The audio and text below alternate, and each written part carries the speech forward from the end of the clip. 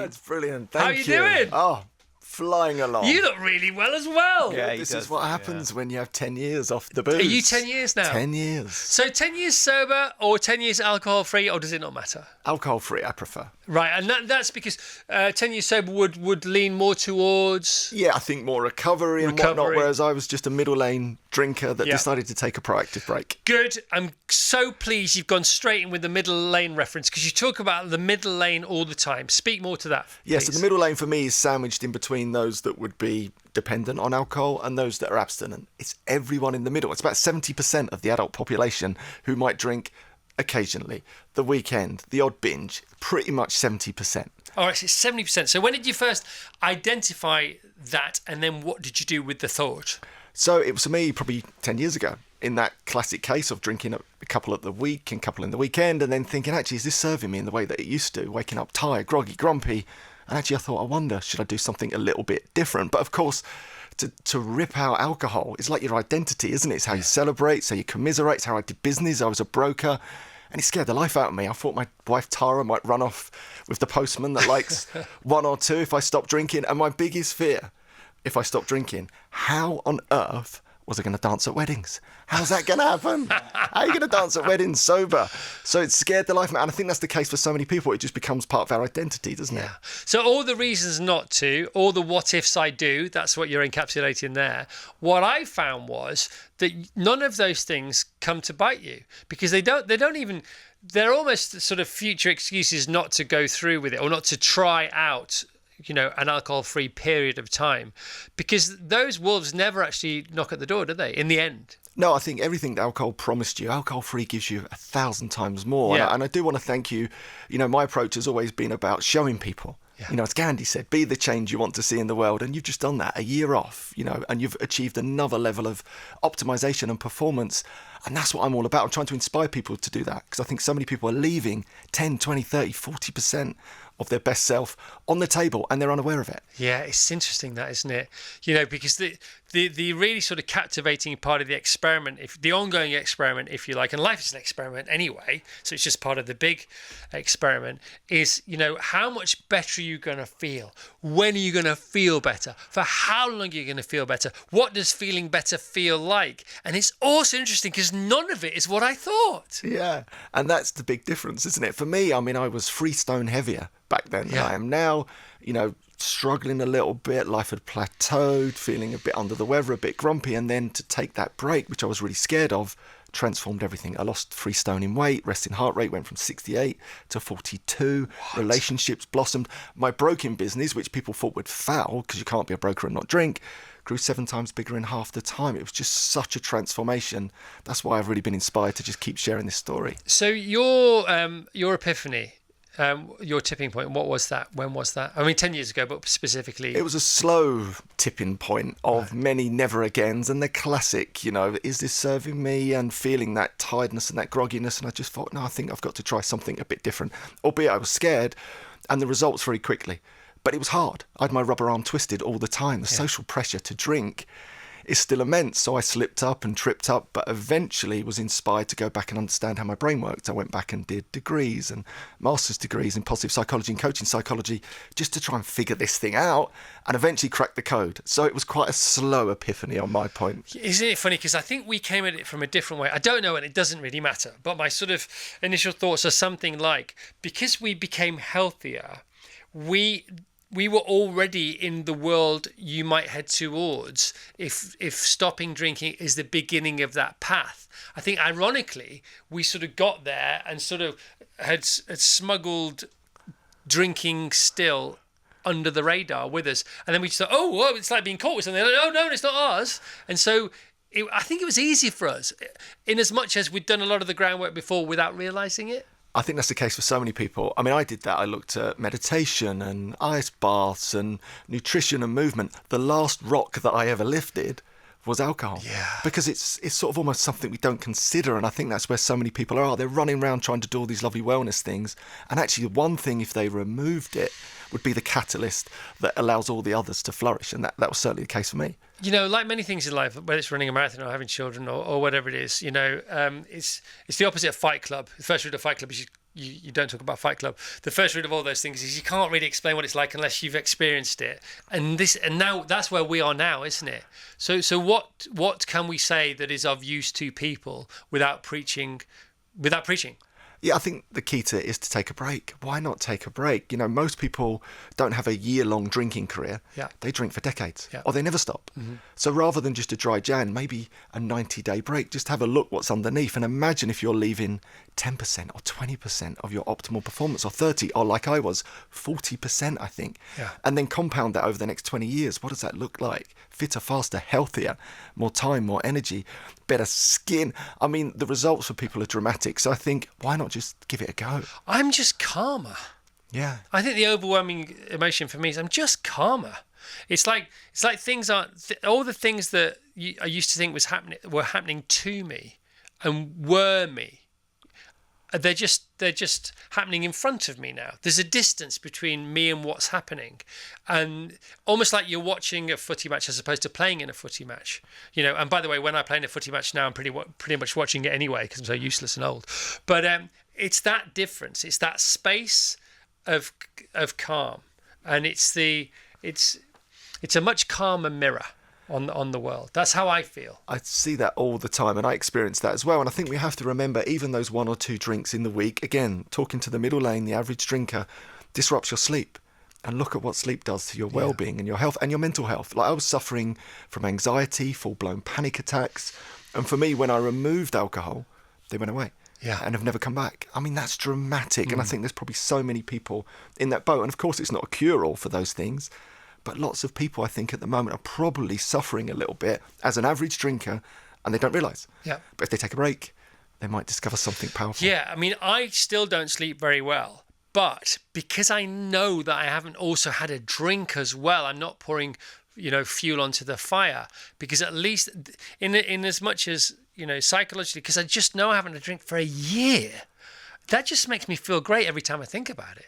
And so there's that. Whatever chemicals are happening when I think that, the serotonin or whatever it is, I just feel good all the time. Yeah, I think it takes a lot of courage as well. You have to retrain yourself, don't you, to socialise and do certain things. And I think there's a different energy, there's a different almost power to people that are courageous enough to take a break in a world that is awash with the booze. Yeah. But it's got easier. The rise of alcohol-free alternatives, the brilliant work of Lucky Saint, these type of organisations have just transformed the landscape. When I got into this 10 years ago, there was no options. Yeah. I had to stand there like a plum with a... You had to pretend, didn't you, Yeah, sometimes? I did. I literally would put a glass of wine to my lips and not Especially at drink business any. meetings and things. Completely. Watered the plants. Yeah. It's only And didn't you have deals with certain barmen to put different things in your glasses that look like alcohol? Yeah, I had my special drink in my special crazy, cups, which was 2 bottles of Beck's Blue at the time into a pint glass, so no one would know. Just to buy that cover, because to be a broker in the city, or just anyone, is really difficult because the social pressure is still immense. So 1 year No Beer was born. Yep. 10 years ago again, or later? About 8 years ago. 8 years ago. And how did that start? What was ground zero like for 1 year No Beer? How quickly did it grow? Rapidly. What happened, I wrote a little ebook called 1 Year No Beer. I'd started this rhyme in my head, and the reason that rhyme started, because I needed some cover. I needed an excuse to not drink. Yeah. So I thought, if I start with a month, and then if I get this really big excuse, that's going to give me the time to do what I need to do. And rightly, it was transformational, as mentioned. So I wrote this little ebook, shared it, thinking no one's really going to read this. Maybe a couple of other brokery types would read it. Voomp, one of those went all around the world really rapidly, inspired lots of people. Pam Macmillan, the big publisher, picked up on it. We wrote a book, the 28-Day Alcohol-Free Challenge, started the movement that's led to more initiatives that have helped hopefully hundreds of thousands, if not millions of people. So 1 year No Beer is still cracking on. Still cracking on. Still going, still doing great things. Yep. Right, so what do you do now? I train coaches, predominantly alcohol-free coaches, performance coaches, life coaches, really to magnify me in many ways, to try and get as many people out there as possible to inspire people. And those initiatives have helped hundreds of thousands, if not into the millions. Dry's one of them, a lovely lady, Jo Hall. We created a course together that went out to 50,000 NHS staff. I mean, it's been such a beautiful experience. The underpinning, though, is always the well-being that comes from taking a break from alcohol. And so if people want to step closer to what you're doing now, how do they do that? My website is the ideal. at andyramage.com. There's loads of free resources on there that they can get their hands on, and social media, I love that. I'm out there every day cheering people on, as I have been for 10 years. And Andy is great, because andyramage.com is where you need to go. But Andy is here now with us, and of course he's a Brit, but he's very exportable. He travels very well, like the finest wines, ironically, because you've been on all the big podcasts, haven't you? Yeah. You've been on Rich's podcast. Oh, it's been such a wonderful experience. Rich is a great friend, as he is of yours. Rangan Chatterjee doesn't drink. Rich doesn't drink. Yeah. The Happy Pair twins don't drink. I mean, many of my heroes that I think they put a spell on us, because we've been hanging around with these guys for a few years. That's right. And it's like Vassos, vicariously, via osmosis, which is real, of course.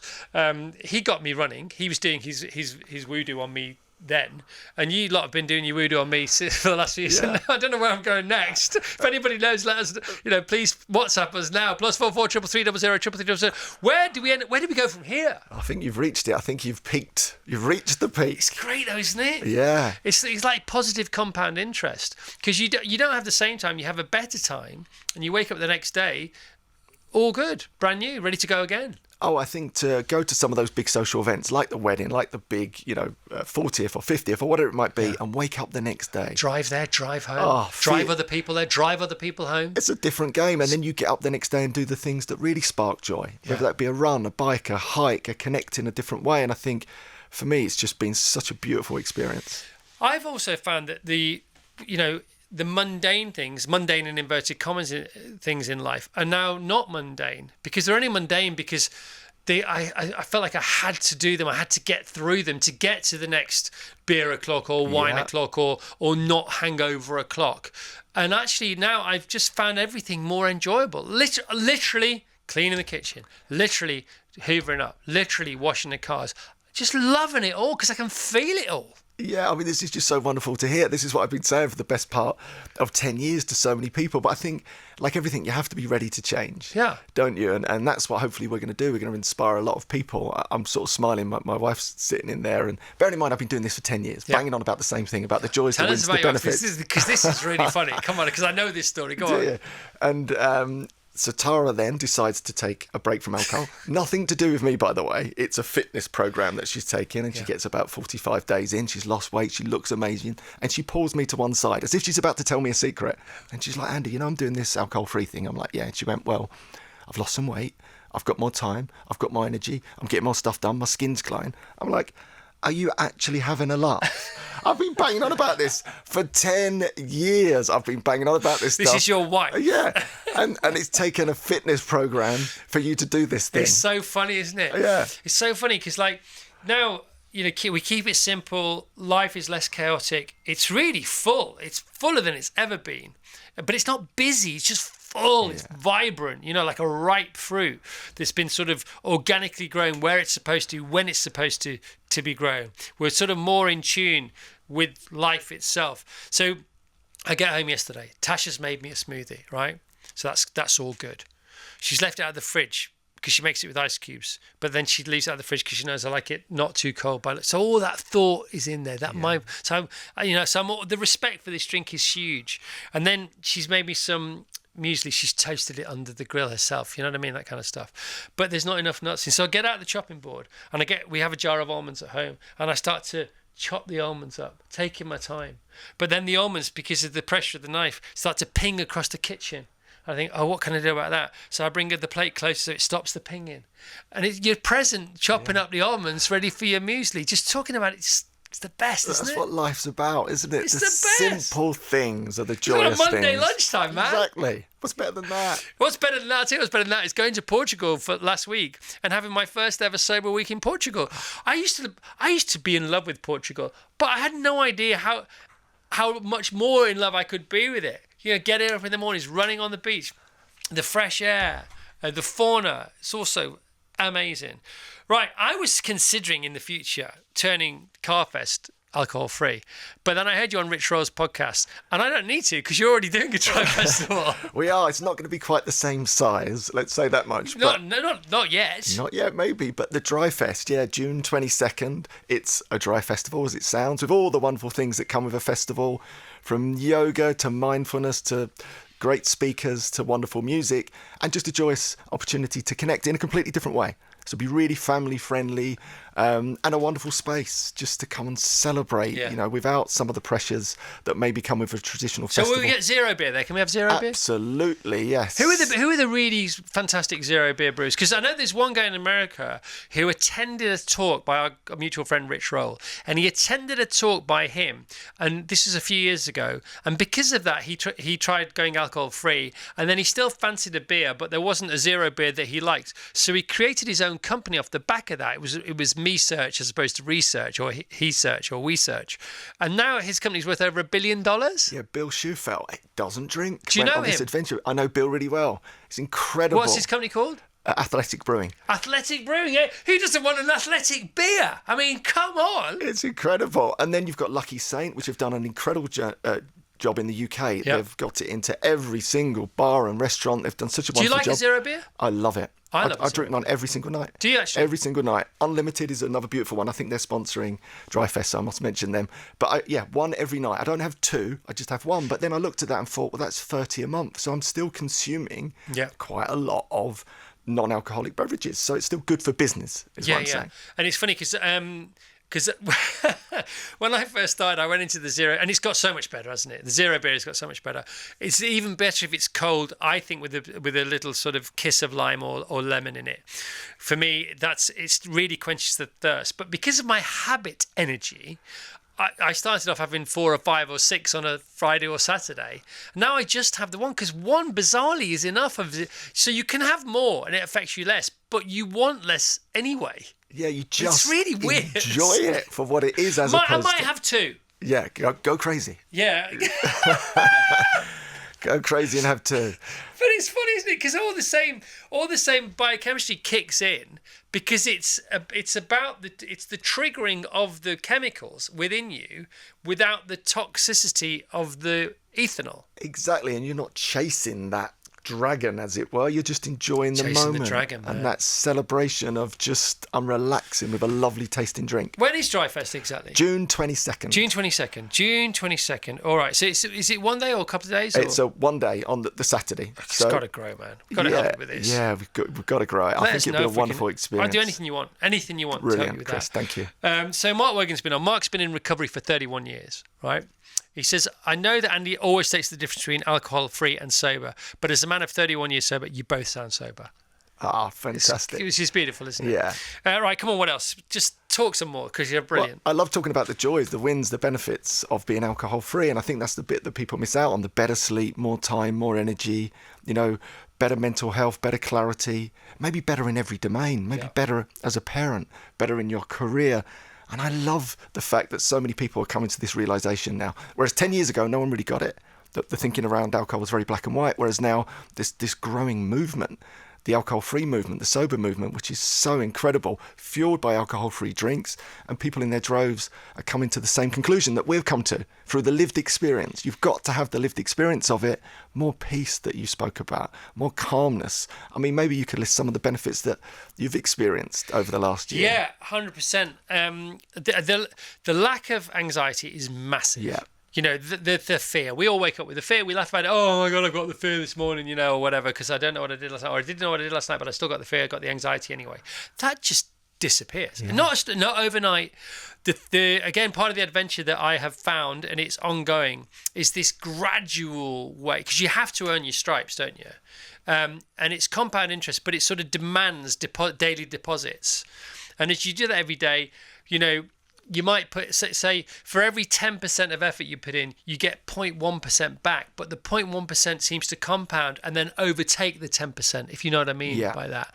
And so whether it's to do with work, you seem to have more time in the day, not because you're drinking less, just because time, whatever time is, they say time is a direction, don't they? Not an actual thing.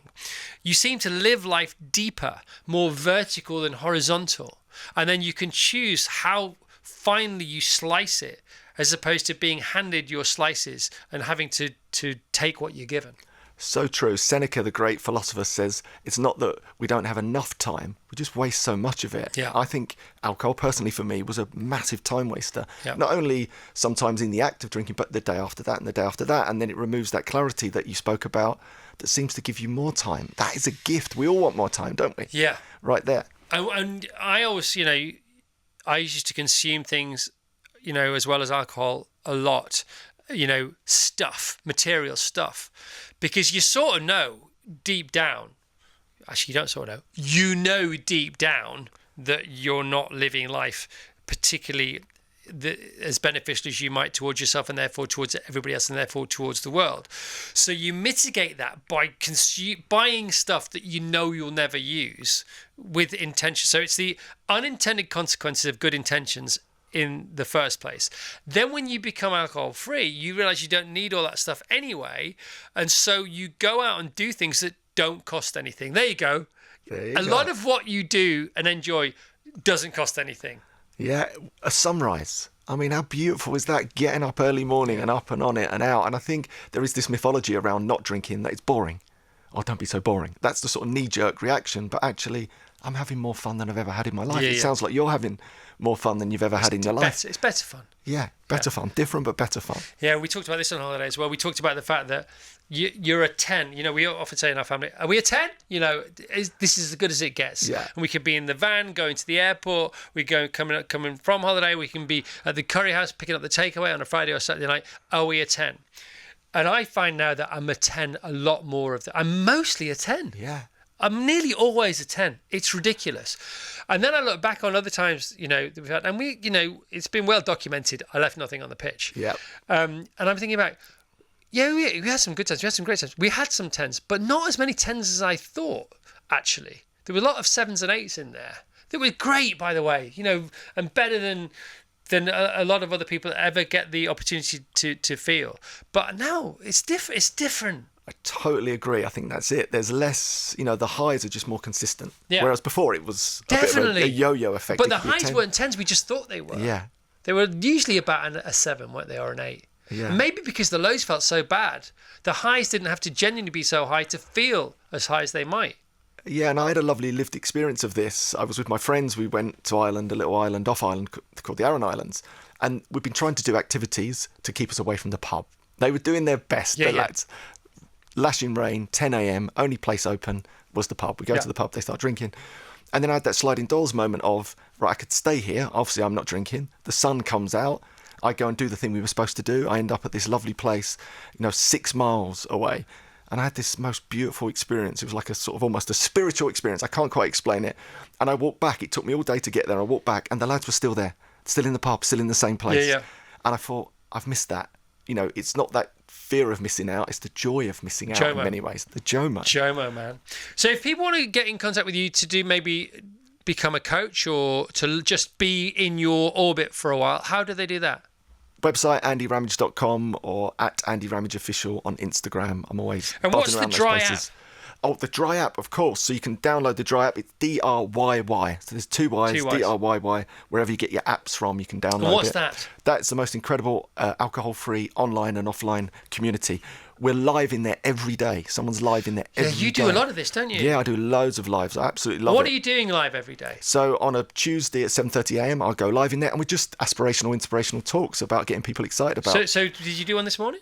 No, because we've come in here. But what might you have done on a normal show, 7:30? So I'll be talking about all things alcohol-free. Are you feeling fitter, faster, healthier? Inspiring people really to keep enjoying the journey and staying on it with us. It's an unbelievable resource, and that's what's the spin out into Dry Fest. So many of our members are coming to Dry Fest. It's all happening the alcohol-free world. It's so good.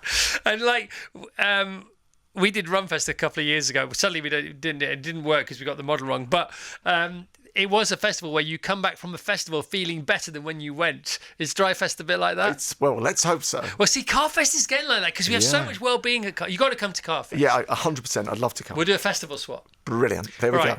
We got one more minute, Andy. Come on, give us another minute of anything you want. Yeah, really just to inspire people. Hopefully, if you've been listening to this conversation, and I do want to thank you for sharing your adventure, that people will be inspired to take a break. Like, why not? Just take a little break. Exactly. And have a little peek behind the curtain. Yeah. Come and join me on the fun side of the island for a month or two and see what it's like to live it and breathe it. Isn't it? It's like Ibiza, because Ibiza is party. And people think Ibiza, all Ibiza party. No, it's a little bit that's party. But the rest of it is like paradise, isn't it? Yeah, absolutely. Some people don't realise that have been to Ibiza like 20 times. Yeah, well, I've been twice, and I've never seen anything beyond party. Party is like one cell of its whole being. It's a great cell. Don't get me wrong. Are you tempted? Do you know what I am? Can I ask you one question, Andy? So you know, you talk about the middle lane drinkers, and I'm a middle lane drinker. I've been a fast lane drinker. I think I'm sort of a slow lane drinker. And there'll be people who say, look, I don't get hangovers, but I have a glass of champagne at a wedding. I have a glass of wine on a Saturday night if I'm out for dinner. But I'm generally almost always okay to drive, and I don't get sort of that hungover the next morning feel. I have what I consider, and what many people listening will consider to be, a sort of healthy attitude to alcohol. Would you suggest that we take a break as well? Yes, just in case. You don't know. Yeah. You never know, do you? And I think if you're at that level, why not take a break? Because you don't think you are affected by it, but just why don't you go and find out? Yeah, you never know. Exactly. I think most people think their 100% is there, but there might be 10% or 20%. Who knows? Yeah, Until or you even try. 1%. Exactly. Yeah. That's Right, to be and worth a try. look at Tara there, beaming through the glass. What's her story? What's her current SP? Oh, current SP, she's on a break at the moment. On a break from what? Which way? Alcohol. Oh, she's on a break from alcohol. From it. At She's the not on a moment. break from not being on it. No, she's on a break Is at that the what we moment. did? She's alcohol-free at the moment. For how long? We shall see. She's on another fitness regime. Come on, Sarah! She's on it. This is pressure, Boom. social pressure. There's Ryan through there as well. Andy, Look. it's been great to meet you. I've been looking forward to meeting you for ages. I was just looking for an excuse, and we found the perfect excuse. Will you have? Thank you so much for bringing me on and sharing this message. Do you count the days or not? No, I just sort of have years at this stage. I've got to that it's nice the place. years. 10 years. That's how you large it. All right, 10 years, no beers. All right, beautiful. Andy Ramage, andyramage.com for anything that you might like to dive deeper into the weeds, and dryapp.com. Download the Dry App. And the Dry App Festival, Dry Fest, DRYY Fest, June 22nd. Virgin Radio.